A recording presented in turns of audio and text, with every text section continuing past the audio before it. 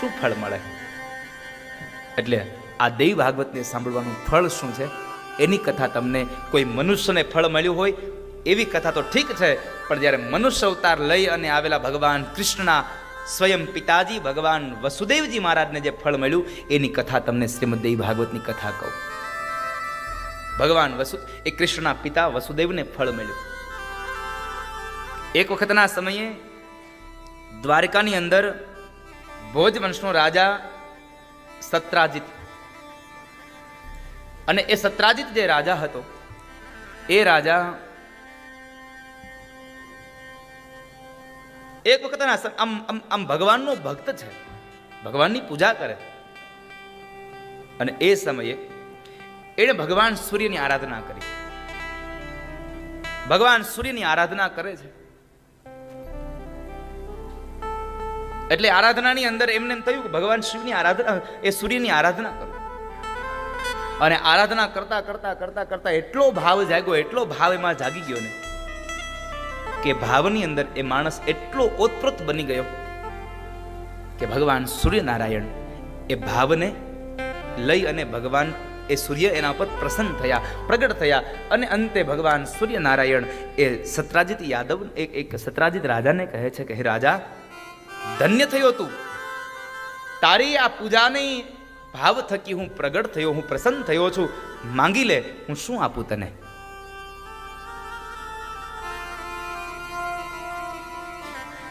સત્રાજીતે કઈ ન માંગ્યું, પણ ભગવાન સૂર્યનારાયણ એના ઉપર રાજી થઈ અને ભગવાન સૂર્ય પાસે રહેલો જે સમંતક નામનો મણિ હતો એ મણિ એમણે સત્રાજીતને આપ્યો. અને એ મણિ એટલે જાણે સૂર્યનો કોઈ પ્રકાશ પડતો હોય એટલો દેદીપ્યમાન, એટલો તેજસ્વી એ સમંતક મણિ હતો. એ મણિ એમણે સત્રાજીતને આપ્યો. અને એટલું નહીં, ભાગવતકાર એમ કહે છે કે જે માણસ આ મણિને ગ્રહણ કરે ને એ સૂર્ય સમાન લાગે. સૂર્ય જેટલો તેજસ્વી બને, કોઈ જગ્યાએ જાય તો એ માણસ સૂર્ય સમાન દેખાય. સાથે સાથે રોજ સવારમાં આકાશમાં ભગવાન સૂર્યનારાયણનો ઉદય થાય અને એ ઉદયની સાથે 8 કિલો સોનું એ માણસને મળે, 8 વાર સોનું મળે. એટલો એ સમંતક મણિ પ્રભાવશાળી હતો. બધાઈને એના સમાચાર મળ્યા. એટલે દેશ દેશના રાજવીઓ એ સત્રાજીત પાસે આવી અને એનો સમંતક મણિ જોવે, એનો વખાણ કરે છે. દ્વારિકામાં ભગવાન કૃષ્ણને ખબર પડી એટલે કૃષ્ણએ એ સમંતક મણિના વખાણ માટે ગયા છે, સત્રાજીત પાસે ગયા. સત્રાજીત પાસે જઈ મણિ જોયો અને ભગવાન કૃષ્ણએ બહુ એમના વખાણ કર્યા. સત્રાજીત પાસે એમણે સમંતક મણિ માંગ્યો છે. સમંતક મણિ માંગ્યો પણ એમણે આપ્યો નહીં. થોડો સમય થયો એટલે એક વખતના સમયે સત્રાજીત હાજર નથી ઘરે, અને એનો નાનો ભાઈ પ્રસેનજીત ભાઈની ગેરહાજરીમાં એ સમંતક મણિ લઈ ગળામાં પહેરી અને ઘોડા ઉપર સવાર થઈ અને મૃગિયા રમવા માટે જંગલમાં જાય છે. એ જંગલમાં ગયો અને ત્યાં આગળ એક જંગલના એ સિંહે એમને ફાડી ખાધો છે. આ બાજુ સત્રાજીત જ્યારે ઘરે આવે છે, આવતાની સાથે એને સમાચાર મળ્યા કે સમંતક મણિ આપણા રાજ્યમાંથી કોઈ લઈ ગયું છે. સત્રાજીત યાદવે પહેલો વહેલો ચોરીનો આક્ષેપ ભગવાન કૃષ્ણ પર મૂક્યો છે. કારણ કે આમે મથરાવટી તો મેલી પહેલેથી, એટલે એને ચોરીનો આક્ષેપ ભગવાન કૃષ્ણ પર મૂક્યો. કારણ કે એને બહુ વખાણ કર્યા હતા, એને માંગ્યો હતો, સત્રાજીતે આપ્યો નહોતો. એટલે સત્રાજીતને એમ થયું કે મેં આપ્યો નથી એટલે કૃષ્ણએ જ આની ચોરી કરી હશે. એટલે ચોરીનો આક્ષેપ ભગવાન કૃષ્ણ ઉપર આવ્યો. આ વાત સમાચાર ફરતા ફરતા ફરતા ફરતા ભગવાન કૃષ્ણના કાને પડ્યા. એટલે ભગવાન કૃષ્ણએ આ સમંતક મણિ લીધો નથી, છતાં પણ એની પર આક્ષેપ આવ્યો. એટલે એ સમંતક મણિનો આક્ષેપ દૂર કરવા માટે ભગવાન કૃષ્ણ પોતાની સૈન્યને લઈ પોતાના મિત્રોની સાથે જંગલના માર્ગોમાં જાય છે. અને જંગલના માર્ગોમાં જ્યાં જાય ત્યાં પ્રસન્નનો એક ફાડી ખાધેલો દેહ મળ્યો છે. ભગવાનને શંકા ગઈ કે કદાચ મણિ કોઈક લઈ ગયું છે. પણ જંગલી જનાવરે ફાડી ખાધો છે. આ દ્રશ્ય જોયું એટલે સિંહના જે ચરણ હતા, એ પગલાઓ હતા, એ પગલે પગલે ભગવાન કૃષ્ણ ગયા છે. તો બરાબર એક ગુફા છે અને એ ગુફાની બહાર સિંહનો પણ મૃતદેહ મળ્યો છે. ભગવાન કૃષ્ણ સમજી ગયા કે કદાચ આ ગુફાની અંદર સમંતક મણિ હશે. સાથે આવેલા સૈન્યના એ તમામ વ્યક્તિઓને કહે છે કે ભાઈઓ, તમે અહીંયા ઉભા રહ્યો.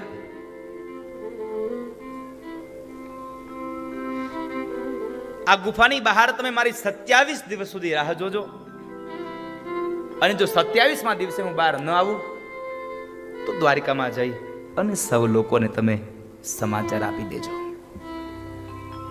ભલે પ્રભુ.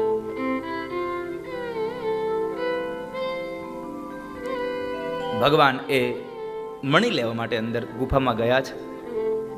એ ગુફા હતી જામવાન નામનો રીછ, એની ગુફા છે. ગુફાની અંદર થોડા આગળના ભાગની અંદર ભગવાન કૃષ્ણ અંદર ગયા અને એ સમયે બરાબર પેલા જામવાનનો એક બાળક છે. એ બાળક એ સમંતક મણિથી રમે છે, કારણ કે એને તો એક ચળકતો પદાર્થ છે. એના માટે એને કોઈ એ મણિ નથી, એના માટે એક ચળકતો પદાર્થ છે. અને એ ચળકતા પદાર્થને લઈ અને બાળકો રમી રહ્યા છે એટલે ભગવાન કૃષ્ણ ત્યાં બાળકો પાસે ગયા, એ મણિ લેવાના પ્રયત્નો કર્યા. અને એ જ સમયે જામવાનની પત્ની અને જામવાનના બાળકોએ અજાણ્યા પુરુષને જોઈ, અજાણ્યા માણસને જોઈ અને ગભરાઈ ગયા અને ખૂબ એકદમ જોરશોરથી એમણે બૂમાબૂમ કરી મૂકી. એટલે એકદમ જામવાન દોડતો દોડતો આવ્યો છે. અને જ્યાં દોડતો દોડતો જામવાન આવે છે, કૃષ્ણને જુએ છે, અજાણ્યો પુરુષ જુએ છે, આ ચળકતા પદાર્થને લેવા માટે આવ્યો છે ભાવથી લઈ. એટલે જામવાન અને કૃષ્ણ ભગવાન આ બેયનું યુદ્ધ થાય છે.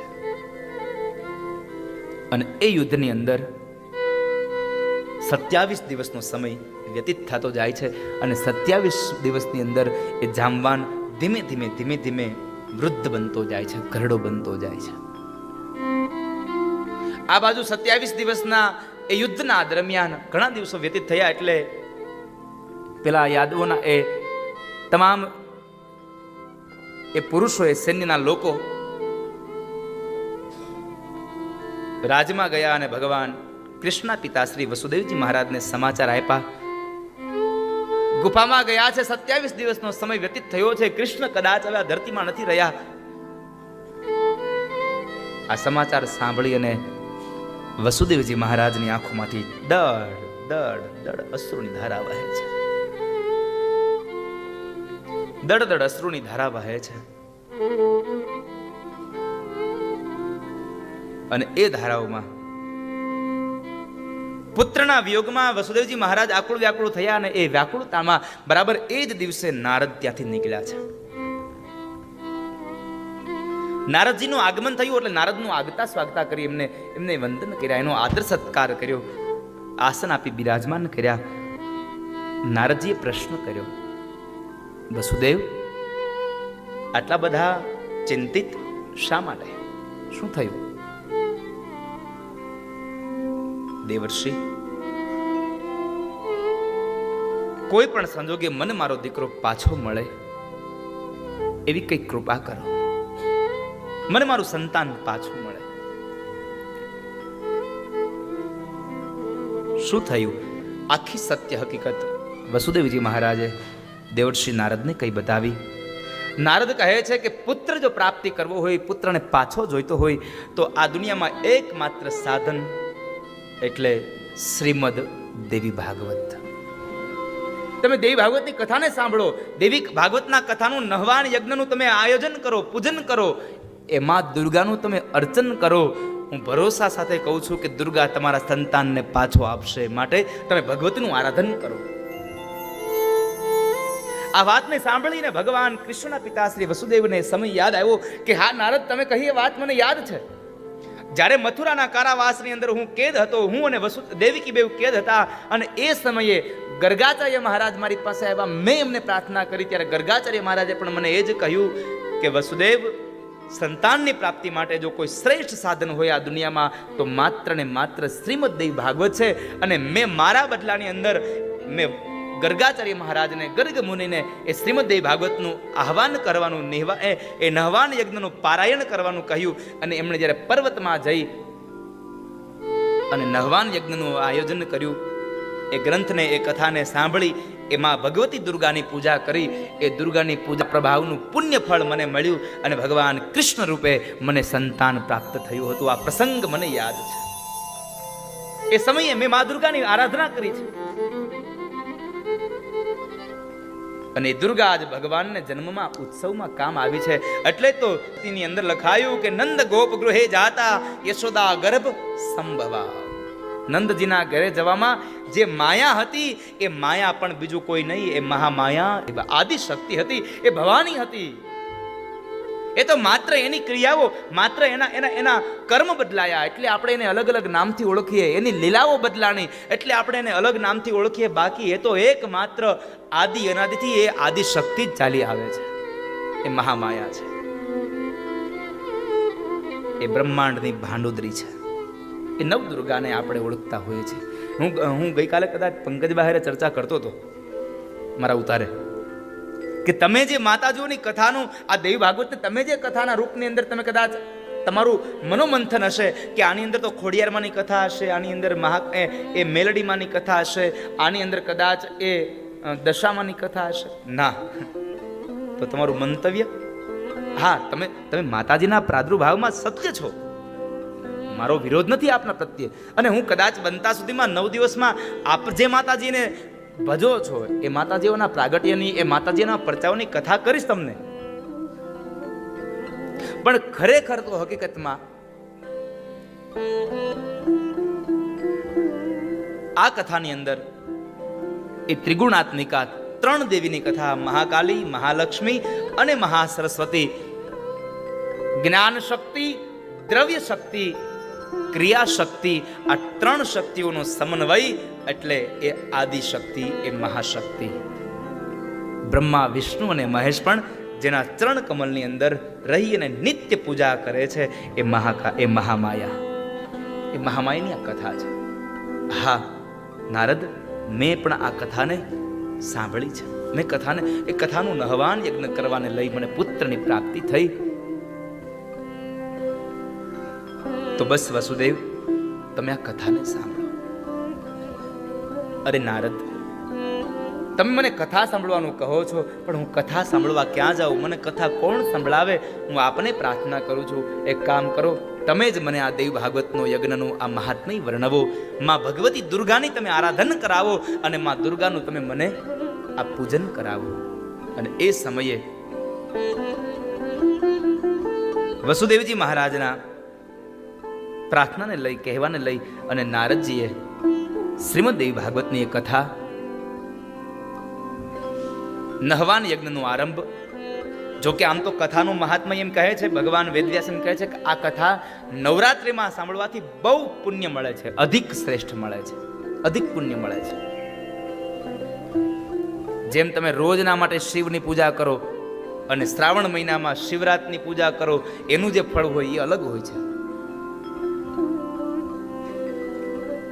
રોજ તમને ભજીયા ખાવા આપે એટલે તમને ભજીયાનું માતમ ન રહે, પણ મહિનામાં એક વખત તમારી સામે ભજીયા આવે એટલે તમને એને માતમ ઉપડે.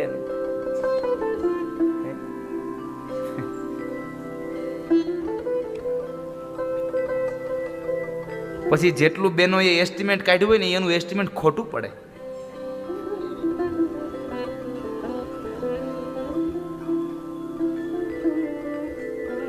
એનો ટાર્ગેટ ખોટો હોય. પણ અહીંયા નહવાન યજ્ઞની કથા નવરાત્રિની અંદર મહાત્મ્ય બતાવ્યું છે.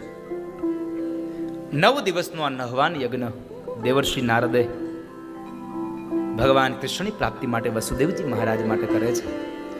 1 દિવસ, 2 દિવસ, 3 દિવસ બાલિકાઓની પૂજા કરતા જાય, માં ભગવતીની આરાધન કરતા જાય, માં ભગવતીના આ ગુણાનુવાદની કથાઓને સાંભળતા જાય. અને સાંભળતા સાંભળતા બરાબર 9 દિવસનો આ યજ્ઞ સંપન્ન થયો. અને 9મા દિવસે કથા વિરામ થઈ બાદ વસુદેવજી મહારાજ બ્રાહ્મણોને ભોજન કરાવે છે. આપણે તો અહીંયા રોજ ભોજન રાખ્યું છે, નકર તમે કોઈ કથામાં ન આવો.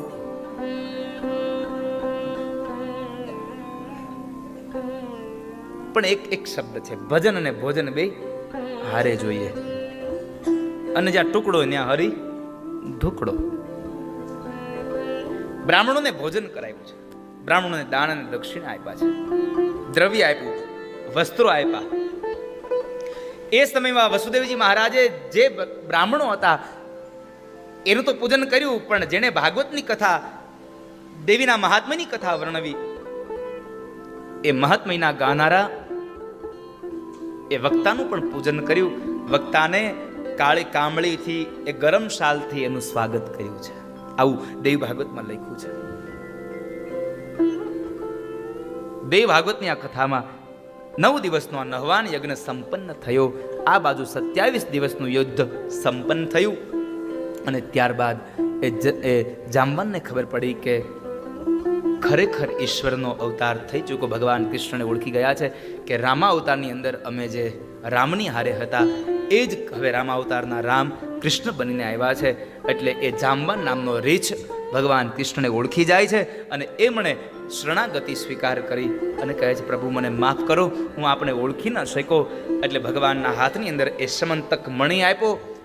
મણિ આપતાની સાથે ભગવાન ચાલતા થયા અને એ સમયે જાંબવાન બીજી વાર ભગવાનને પ્રાર્થના કરીને કહે છે, પ્રભુ મારી એક બીજી મણિ પણ છે, એ મણિનો પણ આપ સ્વીકાર કરો એવી મારી પ્રાર્થના છે.